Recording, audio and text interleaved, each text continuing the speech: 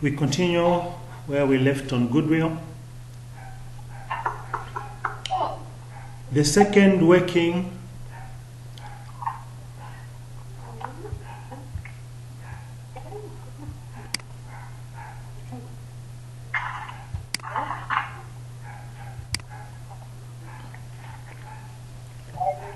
will be the calculation of the consolidated reserves.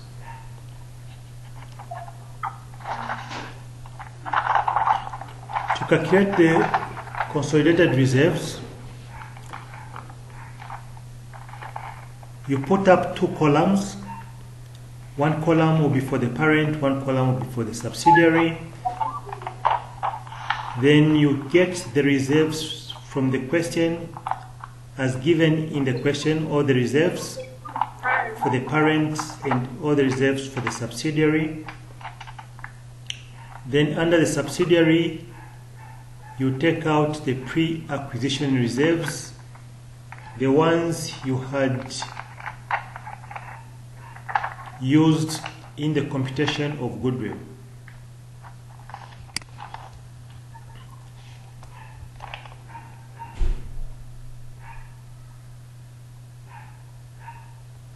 You subtract those.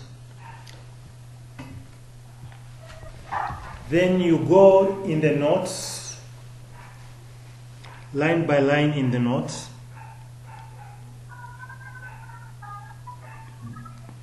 Take care of any adjustment which passes through the profit and loss.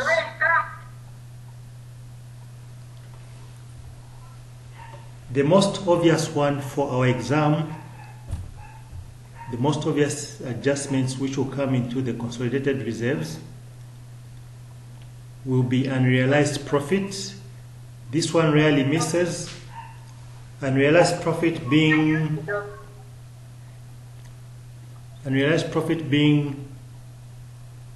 the profits on those goods which have been sold within the group and those goods have not left the group.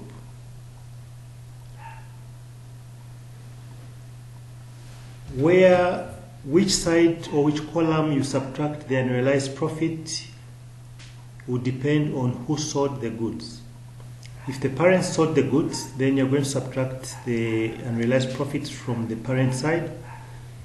If the subsidiary sold, then you subtract from the subsidiary side. Another adjustment which usually finds its way in here and quite frequently tested is the fair value adjustment, the one we were just discussing under goodwill. We did mention that if the fair value adjustment is any property other than land, then that property needs to be, or that asset needs to be depreciated if it's a tangible asset. If it's an intangible asset, then it needs to be amortized. So the additional depreciation or additional amortization will come in these consolidated reserves. Then any other adjustments which the examiner may throw at you, which passes in the P&L, will also be taken care of in this account, such as impairment,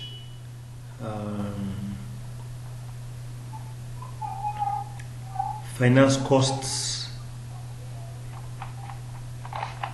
Those will be taken care of in this consolidated reserves. Once you've done the adjustments, you first sum up the subsidiary side. Once you've summed up the subsidiary, in this case, in our illustration, the summation there is the Y. Then you transfer from the subsidiary to the parent side. You transfer your share of those profits in the subsidiary. So for example, if you had 80% shares in the subsidiary, you get 80% of the Y, and that you bring it under the parent.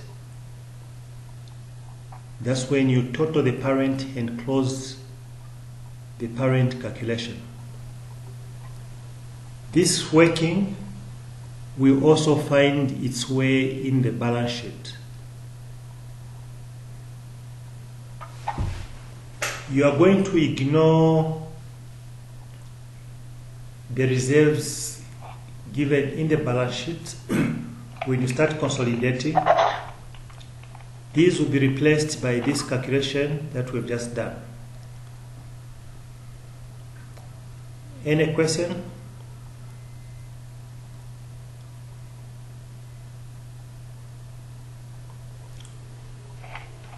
Okay, if there's no question, we proceed.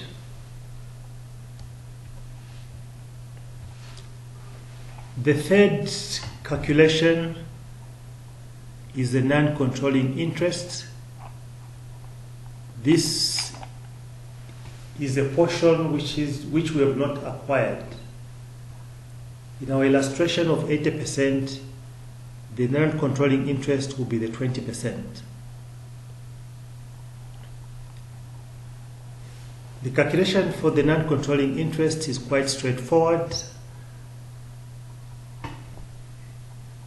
In the computation of goodwill, we had brought in the non-controlling interest figure which we added to the consideration paid for our shares.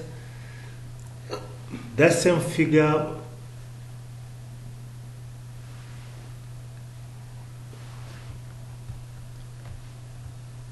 which is this one in our illustration in the goodwill. This same figure which we used in the goodwill as non-controlling interest is the same figure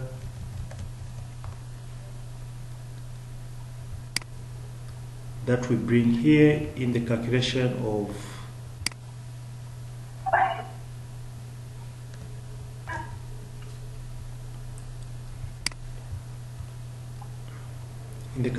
the NCI. To this figure, we'll add what has remained in this working here. Remember, in this working, we got our share of this X. We got 80% of the X, which is that one that we have brought there. So the 20% of this X is what comes in that working there to complete our calculation of the non-controlling interest. These three workings are very crucial in our paper. We need to be very comfortable with these calculations. Any question before we proceed from there?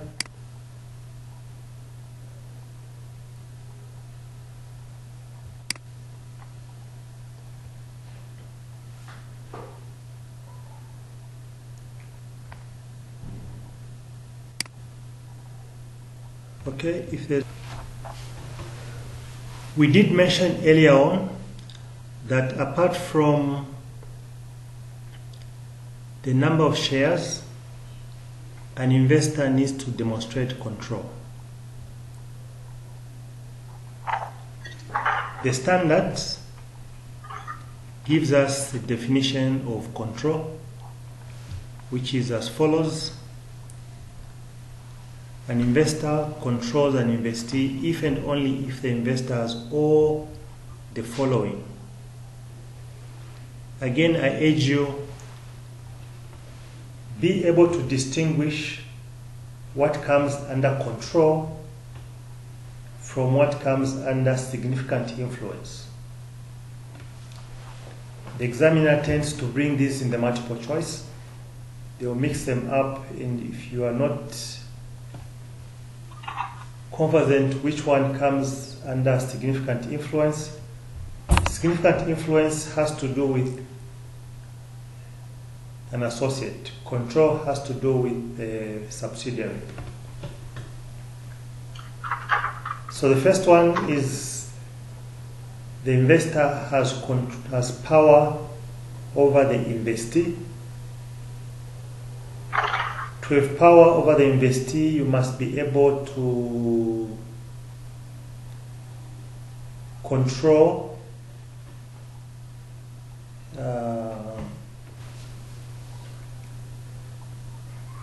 the investee.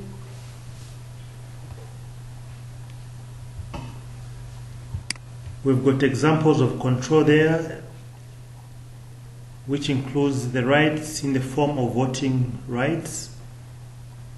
So you should be able to give direction of the subsidiary through voting. You've got the rights to appoint, reassign, or remove members of an investee's key management personnel. You have the right to appoint or remove another entity that directs the relevant activities of the investee. You've got the right to direct the investee to enter into or veto any changes to transactions for the benefit of the investor. Also, other rights such as decision-making rights specified in a management contract that give the holder the ability to direct the relevant activities of the investee. So those are examples of what power is.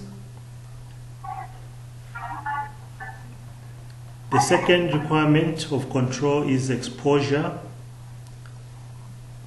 or rights to variable returns from its involvement with the investee. Exposure or rights to variable returns simply means that the returns, in this case, we can simplify it to the profits of the investee. As they fluctuate, you are exposed to either gains or losses, and you also have the rights to these profits or these returns of the investee.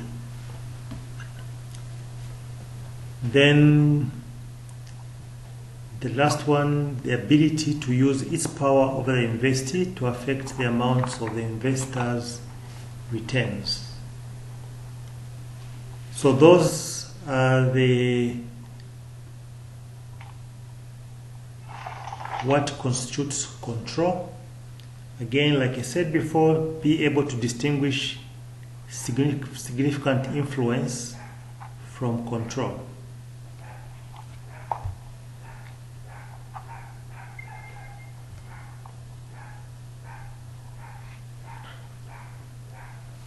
So once you have the number of shares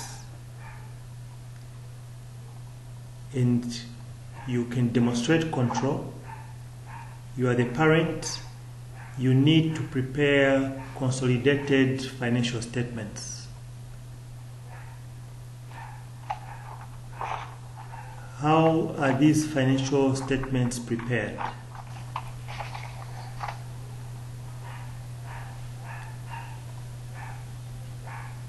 Let's start with the balance sheet.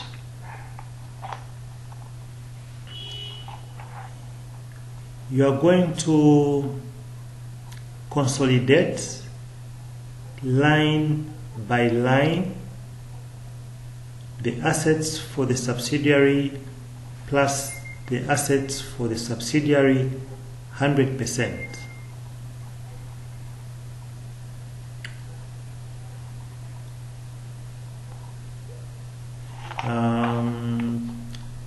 I need to demonstrate the consolidations for you on the screen. So let's move to the third video.